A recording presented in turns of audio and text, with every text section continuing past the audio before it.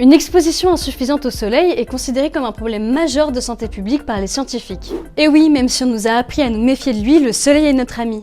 Il est bon pour notre morale, notre mémoire, pour nos os, notre sommeil, pour notre système immunitaire, notre système cardiovasculaire et plein d'autres choses encore. Il a d'abord un vrai impact sur notre cerveau. Dès qu'on manque de soleil, comme en hiver par exemple, on en mesure les effets. Déprime, baisse de créativité, de mémoire, difficulté à s'endormir. Ça, c'est parce qu'un type de photorécepteur de notre rétine n'est pas stimulé, la mélanopsine. C'est elle qui calibre notre horloge interne et permet d'ajuster tout un tas de mécanismes biologiques. Mais la lumière agit aussi sur notre longévité. Une étude menée pendant 20 ans sur 29 500 femmes a montré que les plus exposées au soleil avaient 20 fois moins de risques de décès, toutes causes confondues. On parle de 65% de risques en moins pour les décès qui ne sont pas liés aux maladies cardiovasculaires ou au cancer.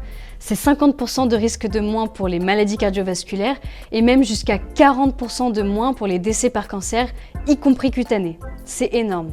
On a même vu qu'exposer sa peau au soleil entraîne la production d'endorphines capables de soulager des douleurs, ce qui pourrait expliquer le côté addictif du bronzage. Mais évidemment, tout est une question de dosage. Une anthropologue interrogée dans notre enquête le souligne très bien. Notre peau n'est pas faite pour rester enfermée, elle sait faire face au soleil. Le problème réside plutôt dans la rupture du contrat millénaire que nous avons avec lui. Alors, sachant qu'on passe entre 80 et 90% de notre temps enfermé et qu'on a encore perdu 1 heure en extérieur depuis les années 70, n'hésitons pas, sortons.